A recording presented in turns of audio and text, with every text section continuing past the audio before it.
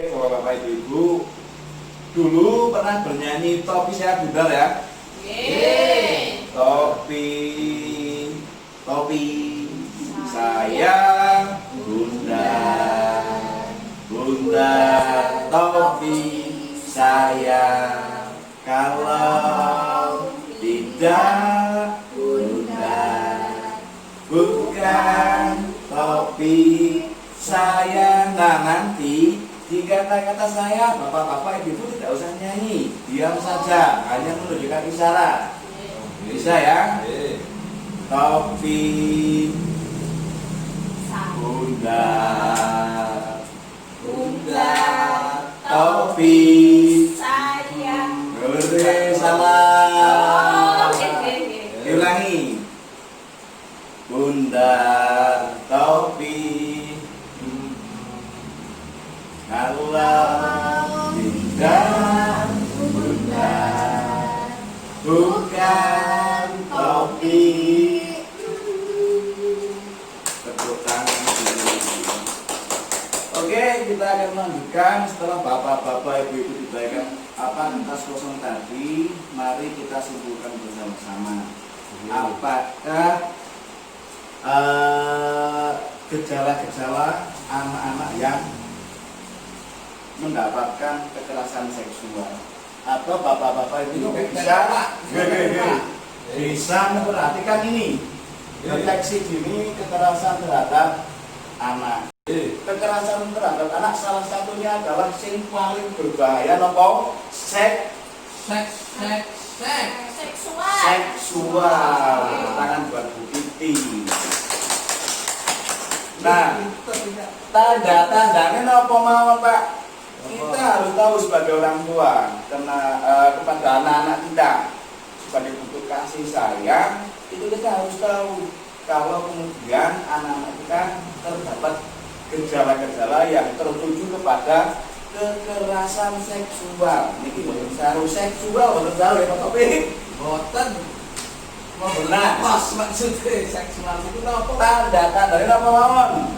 Apa? Dilihat dari gerakan-gerakan tidak wajar. Gerakan-gerakan tidak wajar ada yang pertama, kedua bahu terangkat sehingga menutupi. Yang menutupi leher. Gerakan-gerakan seseorang untuk melindungi tubuhnya. Yang kedua, kepala tertunduk ke dalam. Yang ketiga, kedua tangan dan kedua kaki menyimpul erat. Yang keempat, lutut tertekuk ke dalam. Yang kelima, tubuh meneguk. Yang selanjutnya, mata berkedip. Yang selanjutnya, wajah pucat pasi. Yang terakhir, dan lain-lainnya. Dan itu mata berkedip mesti kena seksual itu Pak. Ini digambarkan ngeten. Bahasa psikis tubuh. Oh, Berkedip kalau cepat, maka isyaratnya dia takut itu ketakutan. buatan keliban kita. Nek keliban kita digamu, ngeten mari. Tapi nek ketakutan dia akan terus berkedip. Ketakutannya dicontohkan ngeten iki, Pak. Dicontohkan ngeten iki. Pak, kalau tak apa tinggi. Nah anak ibu anak beri sekolah itu langsung mau buka mau langsungnya terus nganu. Kupangnya tentang kasur. Lah itu harus diidentifikasi. Bukan kalian deteksi, kalian identifikasi ditakoni. Kenal pole, kenal ojek lah seperti itu. Terus itu biarkan dia cerita. Nanti teknik otot Pak. Oh, Kita akan jelaskan di babak selanjutnya. Nah, tanda-tanda nih yang apa? Tanda-tanda terjadi kekerasan seksual jikalau ini terjadi, terus apa yang kita lakukan sebagai orang tua? Ada yang tahu?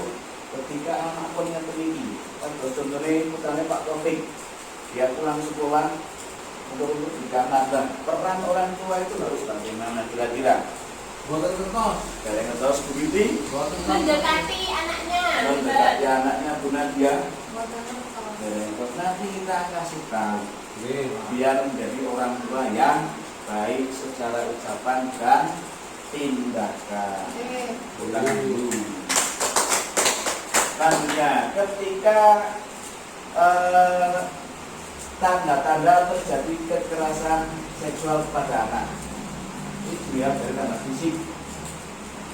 1. Sakit jika memakai celana dalam dan mengeluh kesulitan atau kesakitan saat BAB dan BAK. Lah kula niku anake dari secara Jawa niku dipun Pak. Dari saya Pak. Balita, makanya bebas.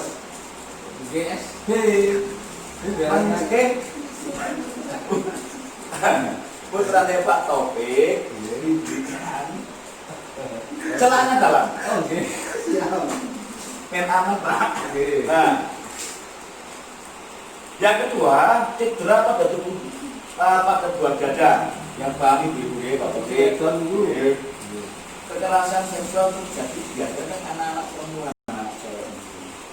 Lah, yang penting itu berapa pada buah dada, bokong, perut bagian bawah, paha, sekitar alat kelamin atau tubuh. Yang selanjutnya, pernah di bagian tubuh atau gigi, cedera atau tanggal saat pelaku menyergap dan mengancam korban merapat di dinding dan korban melawan. Ini menurut Pom Barat Rio, David Given, soal dari bahasa tubuh.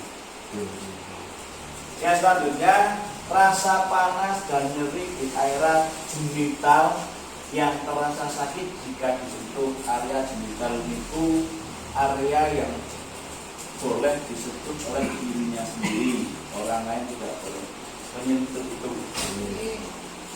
Cara jalan yang tidak wajar, agak ngangkang, dari matu ini. Oh, nggih.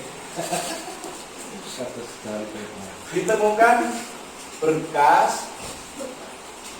Ditemukan bekas bercak darah atau cairan di celana dalam anak, dan kemungkinan ditemukan bagian pakaian yang robek atau kancing yang lepas karena ditarik paksa. Itu gejala yang dilihat dari gejala saat ini gejala psikis.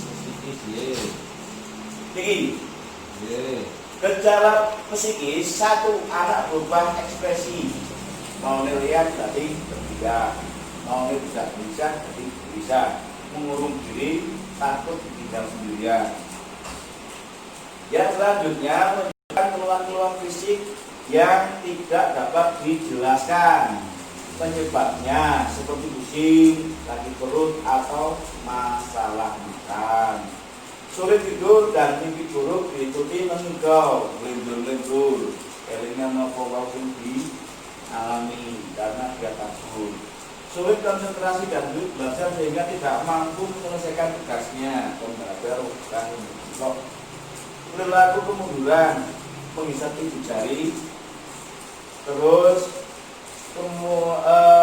kemunduran kemampuan bicara atau bahkan ngomong. Itu karena dia takut. Dan anak yang pun pendiam, itu Pak itu. Pendiam yang tidak ketakutan itu kan gejala. Oh, Bisa dibedakan ya. Pendiam karena takut dia akan cenderung memberikan jawaban ketika ditanya. Tapi nek diam karena takut, ditanya tidak akan menjawab.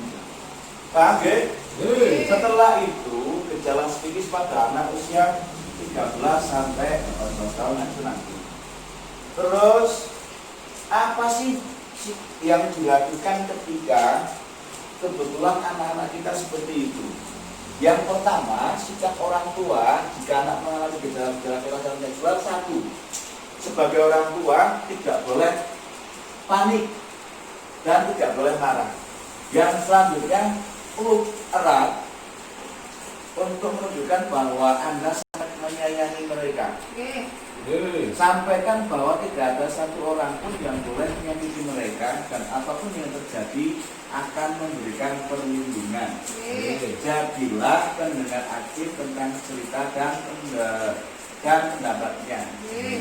Meminta pertolongan ahli atau lembaga-lembaga layanan yang terakhir laporkan ke polisi. Jadi peran orang tua itu harus memberikan rasa aman terhadap anaknya. Terakhir, ketika terjadi seperti itu harus melaporkan kepada pihak yang berwajib atau polisi.